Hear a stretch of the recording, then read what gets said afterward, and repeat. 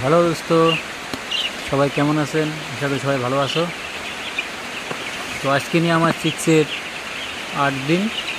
এর আগে আমি একটা শর্ট ভিডিও বানিয়েছিলাম 8 দিনের। এটা হলো লং ভিডিও। দেখেন কীরকম করে ঘোরাচ্ছে। তো এখন ভালো করে দেখুন। দেখেন ফিডারগুলোতে এর আগে আমি কেবিনগুলো লাগাইনি। তো আজকে আমি মুখাটা লাগিয়ে দিয়েছি, নাহলে বসে বসে খেলে ল্যাং হওয়ার চান্সটা বেশি থাকে। এর জন্য আমি ফিডারগুলোর মুখাগুলো লাগিয়ে দিয়েছি, যেন বসে খাইতে পারে না, তার জন্য লাগিয়ে দিয়েছি।